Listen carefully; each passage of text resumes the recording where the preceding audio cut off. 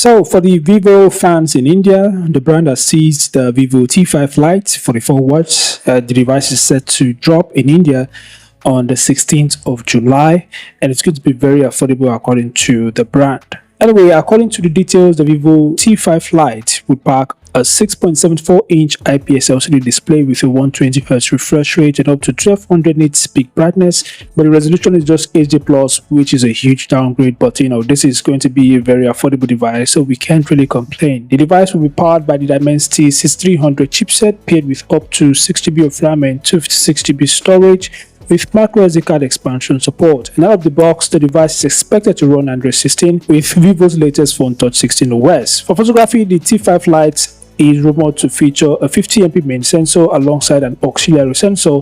All selfies are handled by a 5MP front-facing camera. Video recording is capped at 1080p, which is another downside, but it is powered by the Dimensity 6300. Processor doesn't really support 4K video recording or anything higher than that. One of the biggest highlights is the massive 6500 mAh battery, supported by 44 watts fast charging, which is why it's called the Vivo T5 Lite 44 watts. The device is also expected to offer IP65 dust and water resistance, alongside military-grade standard HNA certification, which means the device is designed to be extremely durable and be able to survive the elements. The device will also feature stereo speakers, a side-mounted fingerprint scanner, a 3.5mm headphone jack, FM radio, and Bluetooth 5.4. So based on these leaks, the Vivo T5 Lite is targeting users who want reliable 5G connectivity, long battery life, durable construction, and essential features at an affordable price point. So as I said earlier, the device will drop on the 16th of July in India. So if you are in India, well, I don't even need to tell you because I'm pretty sure a lot of you guys are already aware of this.